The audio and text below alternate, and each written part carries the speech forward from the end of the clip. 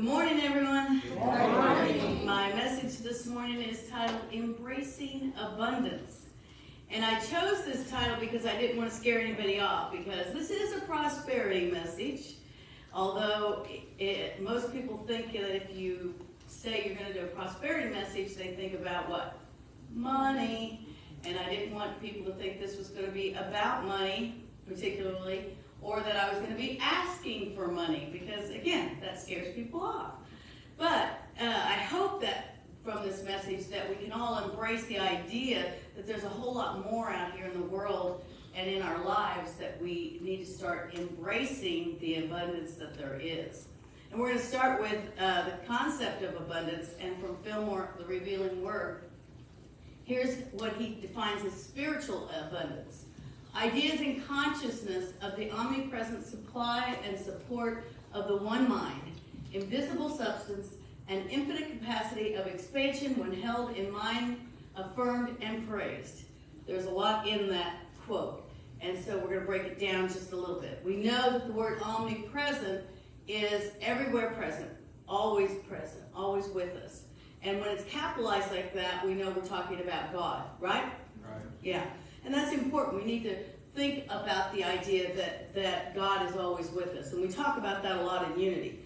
But if God is always with us and always sending us messages, then that's where we get this unlimited supply and support that we can call on at any time in our lives and any moment of the day. And we have to remember that. And we have to bring that forth, that God's always there to help us supply our needs. But the key to being able to embrace this and experience this is this. We must not only hold this truth in mind, but we must constantly affirm and praise and give thanks for the abundance of this invisible substance. Not just giving praise to God, you're giving praise beyond God, that you know that He is supplying all that you need. And so, a lot of us go around saying, thank you, God, but do we constantly do it? With everything we see and do? Are we grateful? Are we actually, I like to think of it as loving on God, for all that God has given us. And I don't think we do it all the time, don't you?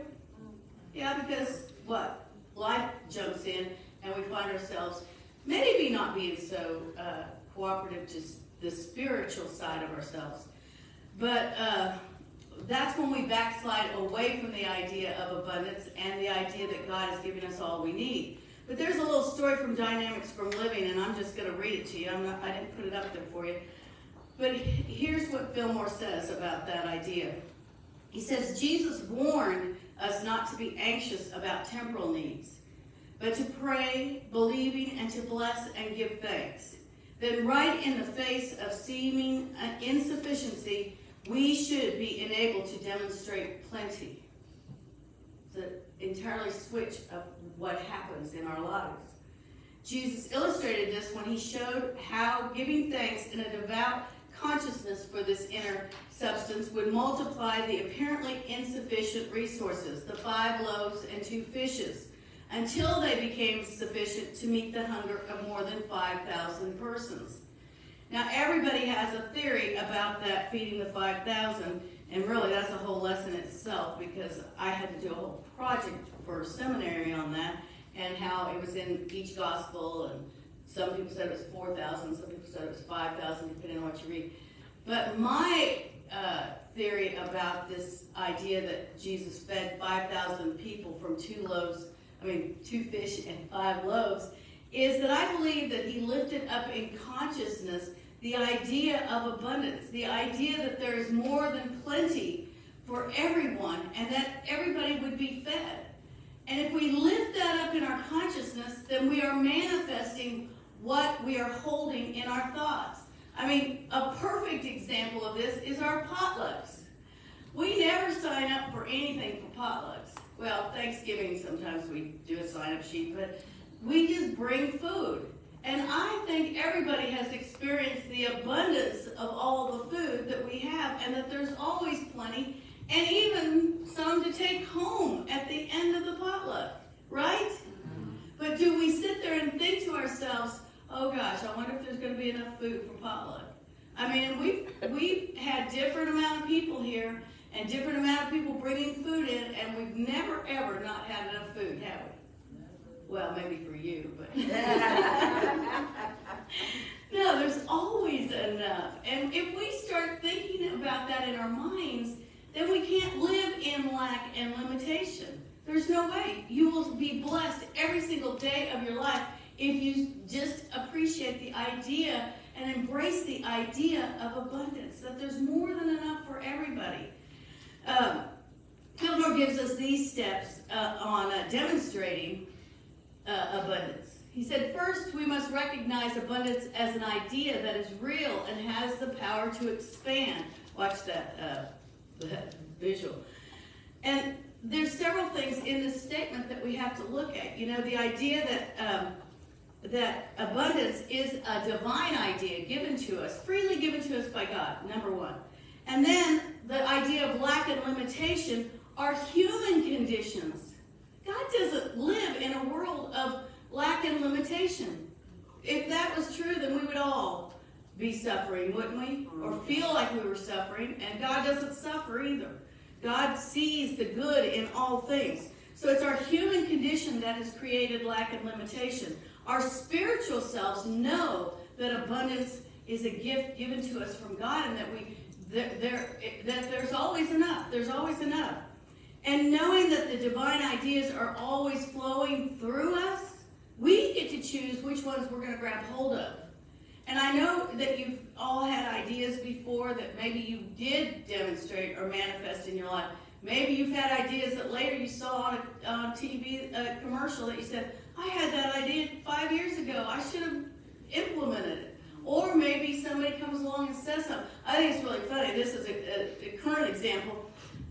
I don't know where we were. I still don't remember. It was at school or something. Or maybe 4-H, when the boys were in 4-H. I can't remember. But this one kid said, oh, I like your mullets, to the boys, you know. And I said, well, those aren't really mullets. And the boy said, yeah, they got that long in the back. And I said, no, because mullets are usually shaved on the sides. And the boy said, I said, no. And the mom said, oh, well, what is it? And I said, really, they have shags, okay? It's the old shag haircut, if you really want to know the name of the haircut. And now I have been seeing that shags have come back. You know, everybody's getting shag haircuts, women and men. So it's so funny because you think you have this idea and you're kind of like, okay, this is my idea. But no, the abundance comes through when you allow it to present itself to yourself. Anyway, and that's how we expand our spiritual knowledge and our spiritual things, by seeing beyond that whole thing. Then Fillmore goes on with this. Then we must talk abundance, choose words representing abundance, and thus build up an invisible world of substance. Substance is capitalized. We're talking about God again. Substance. God gives us all the, I like to say, all the goo to make anything happen. Really. You know, it's like taking a ball of Play-Doh and shaping it into something. God gives us that ability to be able to shape our ideas into manifesting something on the physical level. Or maybe it's something more on a spiritual level even, because we always are growing spiritually. But we know that our thoughts and words are so important. We all know this, right?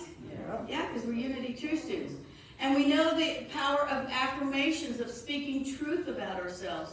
So if we start saying, oh, I don't have enough, I'm not good enough, I don't have enough, whatever that is, we are not speaking words of truth. We are taking ourselves away from God's abundance and backtracking in our spiritual growth. So we have to be careful about what we're saying and what words we're holding on to. I always say I don't like saying, I lose weight, because I always say, when you say lose, you're thinking that you've got to go find something, and that's the human condition saying that. But I like to say we release it, because once we release it, we don't want it anymore. And that's a better term to use. And so we have to watch our words. I know Maria and Dee Dee work on that all the time, about taking anything negative and making it a positive. But I've got a little thing for you to try, a little experiment for you to try. if you don't think your words or thoughts have any kind of influence on how you think and whether you're receiving divine ideas or not, take 2 days and just talk negative about everything and everybody you see. Try it. 2 days if you can do it. It's not going to be a happy day, so I'll tell you that much. But take 2 days where you just complain and put everybody down and make judgments and don't like this, don't like that. 2 days and see how you feel. And then after that, take the next 2 days and do nothing but positive. And just be positive about everything. And if you start to have a negative thought, positive thoughts, you will reap the benefits of those 2 days of positive. And you will see the big difference in what you're doing. You know, we have to stop this, I call it cray-cray, the cray-cray thinking of that we're not enough, that we don't have enough, that somebody else has more than we have. Comparing ourselves or thinking, living in lack, I have to live in my car. No, you don't have to live in your car. You can do something different. We all have opportunities and we can do other things. But we have to make sure that we are experiencing them by what we're thinking and what we're saying. And then the last step for Fillmore is, in this way, we build or form in our mind that which draws to us an abundance of every good thing. That's what we'll do. We will bring forth all the good. And it changes your life when you start thinking positive. When you stop yourself in your tracks from speaking anything negative. That experiment will just put it right in your face. And if you have a friend or a neighbor or somebody that's doing negative all the time, tell them.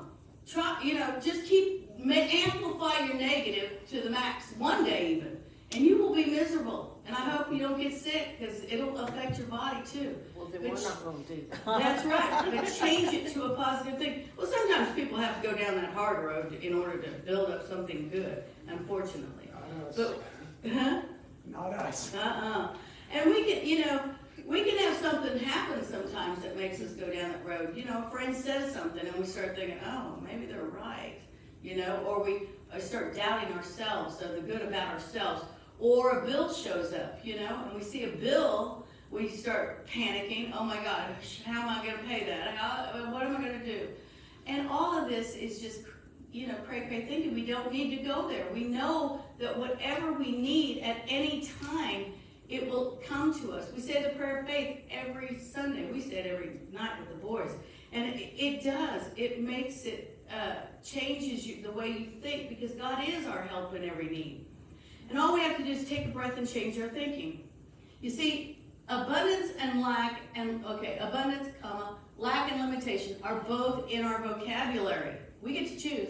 One word is a spiritual truth, abundance. The other two words, lack and limitation, are the human condition we create. Which one do you want to create in your life? Abundance. Yeah, let's have that abundance. I mean, we want to know and feel that we live in a world of plenty, which we do. And we can experience that all the time if we choose to. And I'd like to cross out that lack and limitation from my life all the way around, because there's too much good coming forth if we allow it. People that get in that idea of lack and limitation, it's a weird kind of place to be. But when I was, and I think this is a good example of the abundance that there is. When I was a kid, my dad was in the military, so we lived 2 years in England. I was in 3rd and 4th grade. And the second year we were there, we lived on British-based housing. And they had to give my dad the colonel's house, but it would have been the colonel of the British service, because we had, at that time there was 8 of us kids, and there wasn't a base house that was big enough for all of us except for that house. So they gave us that house. Well, and he was an officer, so we would have been in officer housing anyway. But across the street from that was this big field that was the enlisted men's housing were around like that. So I used to go over there in that big field because it was filled with clover. And it was so beautiful. And I used to go over there and sit down on the ground and I'd start picking those clovers. Let me show you. Start picking those clovers, and then I started making those chains, Now, I couldn't find one with clover leaves, but everybody probably made this. That's the flower from the clover. But I used to make them where you would take 4-leaf clovers and put them through the stem. and you poke a little hole with your fingernail. But I would be out there picking 4-leaf clovers, 90 to nothing, and my friends would come out and start joining me, and they'd say, "You are so lucky. You always get all the 4-leaf clovers." And I said, "Oh no, there are plenty of 4-leaf clovers out here. Just start looking." And sure enough, when they start looking, they'd start finding them. But in their minds, they thought I was the only one that was going to get 4-leaf clovers. But I'm not kidding you. This field is as big as that out there in the front here. And I mean, we used to just find them 90 to nothing. But I didn't realize at that time that I was speaking words of truth, that there is plenty for all of us, that the clover isn't lacking. God gives us His clover, and that's the way our lives are. God gives us as much as we want to embrace. So how much do you want to embrace is my question. Don't you want to embrace it all? Yes. I do. I mean, I don't ever want to think about anything not being where I need it to be. And you know, when we have a good prosperity experience, we need to share that, because we tend to, again, live in lack and limitation. We have something good happen, and we think, well, I don't want to tell them because they might be jealous, or, they might think I'm all that, or oh, I have all this money, so, whatever. No, we need to share our experience, our prosperity experiences. Go to the store and they have stuff on sale. Call your friend and tell them, especially if it's something they've been looking for, or something, whatever. Buy it for them even and give it to them. You're living in the world of abundance that way. And we have to realize that we don't have to limit what is happening in our world. If we're experiencing abundance, we need to share it so that we all can experience it. And like we already shared, when we experience a prosperity moment, we praise it and affirm the good not only for ourselves, but we hold the good for others. So when we share it, we are holding the good for others. We're seeing other people experience abundance or a prosperity moment or something that happens good in their life. I had my insurance this week, was that a couple days ago, sent me a check for $40. The eye doctor did, a refund from my insurance. I went to the eye doctor last September, and I was like, what? $40? And then I went, oh, thank you, God. It was an abundant prosperity thing. And here I am doing this talk this week. I said, oh, this is perfect. Because you never know where that money or whatever's going to show up. I mean, I love it when I'm thinking about something and then all of a sudden somebody gives it to me and it's exactly what I was thinking about. I mean, this is where we live in receive and give from that idea of abundance. And it's huge. It changes everything. And we just have to believe that we can make a difference by holding the good for others. Now, this is where we have to look at lack and limitation, though, because, sometimes you like to think, oh, I can't do anything because I have all these bills or whatever. Or I'm not going to tell that person about anything good because they owe me. Ever go there? Yeah, we do sometimes. But you know what? We block our own abundance when we go there. Because guess what? We all owe at some point or another, don't we? I mean, we live in a world of lending, mortgages, utilities that we pay for after the fact, car payments, whatever. We live in this world that technically we owe other people, right? I mean, I don't think anybody here is living off the grid, but, maybe. But if we hold on to a bad debt or debtor, we are making ourselves a bad debt or debtor. You got me? Because we're holding those thoughts. So if we're holding thoughts that somebody else, good morning, owes us, then we are keeping ourselves from experiencing the abundance. We cannot make the negative thought about someone else without making it about us. Does everybody understand that? That's just the balance of the law of receiving and giving, I guess. Anyway, we have to look at it. And I like to look at it like this. There's two sides to our accounts, aren't there? There's payable and receivable. Which one do we like most? Receivable. Yeah, we like the receivable. So just think about this. And we already know this works. Negative thinking gets us nowhere. Positive thinking gets us everywhere. So what if we started blessing our payables as much as we bless our receivables. And we start holding the idea that we are living in an abundant universe, so when that bill comes, we just bless it and say, hey, this is a good thing, that I was able to be able to have this, that I know I will be able to pay it, and I might not pay it that day. I might not be able to pay it in that moment. But I can figure out a plan to be able to pay it, because I live in the abundance of all that there is, of all that God is. And so, it could come down to us needing to forgive someone else or forgive ourselves for the anger and resentment we had. We all know this, and then we can move beyond that, and we can let it go.